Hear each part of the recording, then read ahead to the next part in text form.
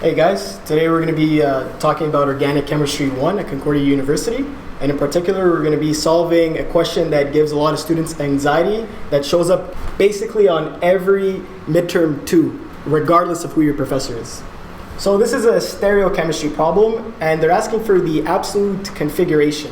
And we're going to see in a bit why this question in particular is probably the hardest variant of this type of question they can throw at you.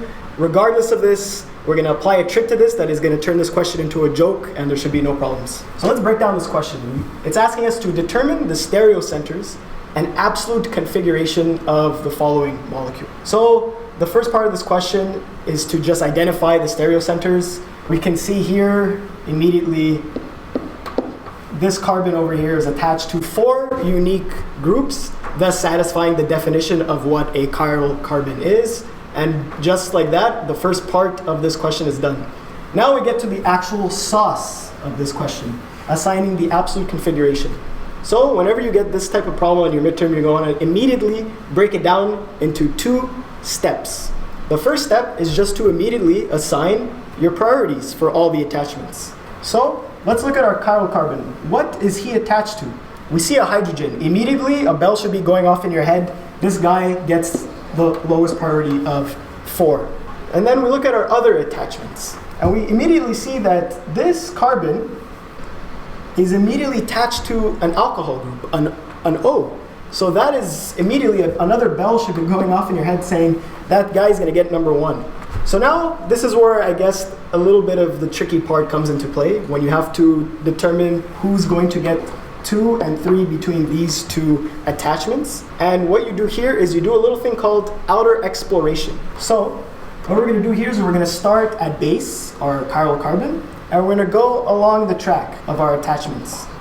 So here we get to the first step of this chain, and we're going to see that this carbon is going to be a tie with this carbon down here. So these guys don't break the tie whatsoever between one another. So we continue along our outer exploration. We go to the second one here, we go to the second guy over here, and we see what are attached to those carbons.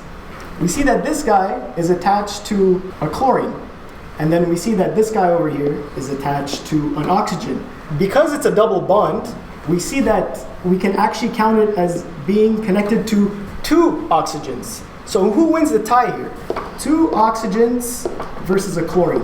And you guys have to go back to your basic theory of assigning priorities when it comes to these types of problems. Whatever the case may be, whatever side has the atom with the highest molecular weight, regardless if we had like a billion oxygens on this side, this guy is going to win the tie. So this guy gets our second priority, and this attachment up here gets our third. So now that we've assigned all of our priorities, the first component of this problem is done, and now we can immediately go to the tricky stuff. So why is this problem considered to be the hardest type of variant of these types of problems? Well, immediately you see that our lowest priority, our hydrogen, is on a line, right? And that's a big problem. Why? Because when you're assigning R and S, you want your lowest priority to be a dash on the back.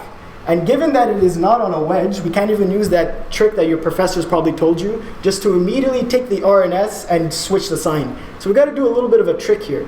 And the trick here is, if you take your original molecule and you switch any 2 groups with one another, regardless of what they are, you are immediately drawing the enantiomer of that original molecule. So let me show you what I mean here. Let's just redraw our actual original molecule here and substitute our big attachments just with their numbers, right? So we had our chlorine, we determined was priority 2, and we determined that the attachment on the dash, poking back into the page, was our priority 3. To assign the R and S here, we would need this guy to be on a dash, so we're strategically going to switch these 2 groups out for one another, and in doing so, in keeping with what our trick is, we're actually going to draw the enantiomer. So be careful when you're doing this trick, guys, because if you switch more than 2 groups with one another, you're no longer drawing an enantiomer, you're actually going to mess up your final answer. So what I just drew here is actually the enantiomer of this guy, just by switching 2 groups. So now here, You're free to solve your question. You assign the RNS of your enantiomer.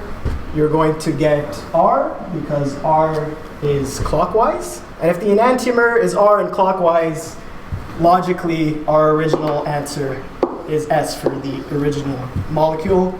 And with that, we are done. Just make sure to box your answer, show your prof that it is indeed S, and don't forget the first component of this question was asking for all the stereo centers. You got to make sure that asterisk is there. And with that, a problem that usually was very difficult and stress-inducing just became a joke and should be free marks for you. Hope to see you at the crash.